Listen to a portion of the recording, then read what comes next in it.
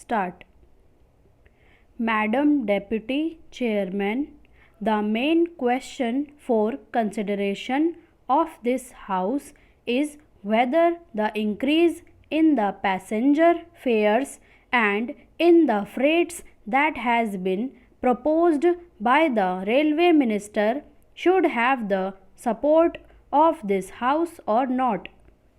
I have been listening with some interest to the speeches so far made, and they are all unanimous on one point, namely that there should be no increase, particularly so far as the second class passengers are concerned.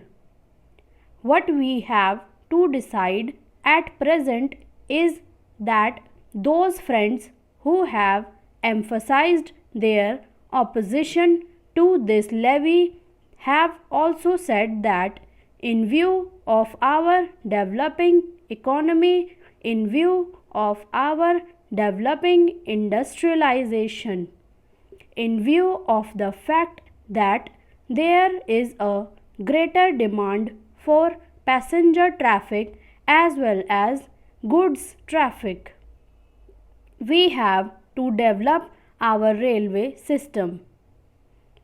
We have to see that we increase our lines.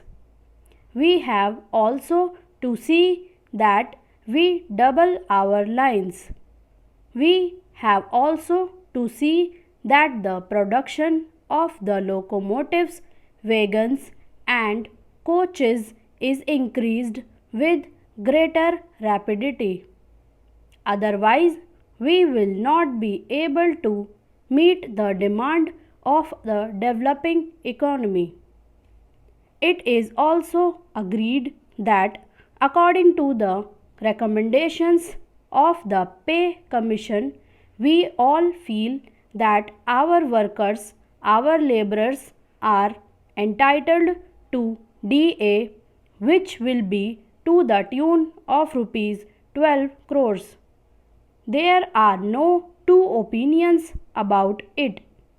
It is also demanded that so far as amenities to the workers are concerned regarding their privileges and concessions, or the repairs to the stock are concerned, there is very urgent need that we should see that our workers do not strain themselves.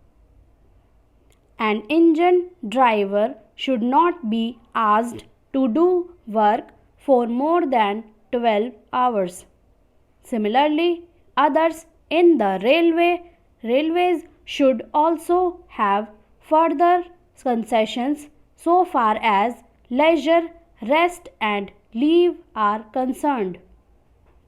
It is also agreed, and it has been emphatically stressed on all hands, that the second class passengers are not getting amenities which they should get. The greater portion of the income comes from the second class passengers, and the position is that they are not getting their dues by way of rest and comfort which are necessary for them. I appreciate that effort is being made, that so far as sleeping accommodation and provision of fans to the second class passengers are concerned, something is being done. But this does not touch even the fringe of the problem, and when we see the second class passengers huddled together like cattle, not even having sufficient air to breathe in, we feel that there is something seriously wrong with the railway administration. We have also to see that the shortage that we had about the supply of wagons to the coal mines and to our steel industry is not there.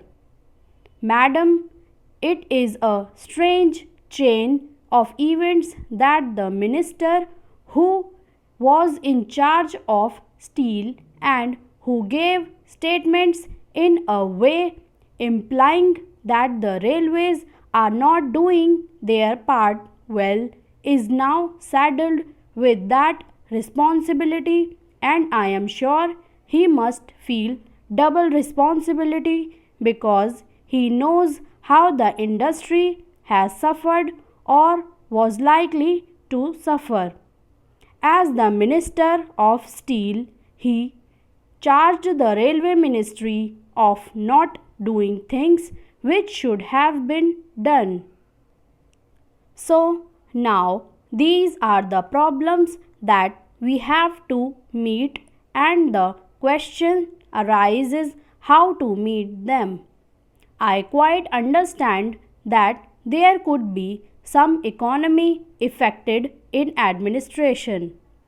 I could also understand that by tightening the administration and seeing that there is not much of ticketless travel, we could improve the position.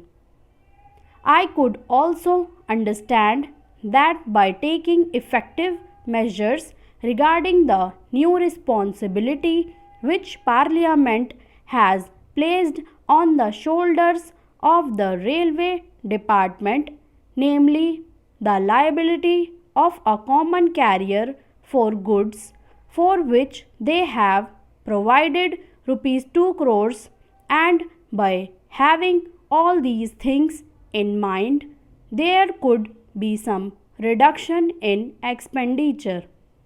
But I do not think that reduction would be of a value sufficient to meet the increasing demands of the railways. That is the problem. It is true that it will be hard to increase any fare. It would be hard to increase any freight. We do realize and we do appreciate it, and as representatives of the people, we do feel every day that our people are being taxed more and more. As regards freight, madam, my own view is that so far as food articles are concerned, this proposal should be modified just as there has been a modification in the case of giving encouragement for exports and in certain other respects. Similarly, I feel that so far as food articles are concerned, the proposal should be modified, and on the other things, these freights may continue as proposed. In this way, the danger that has been pointed out by honorable members, and to a certain extent correctly, that if the prices of food articles go up, that would create difficulty would be avoided. Stop.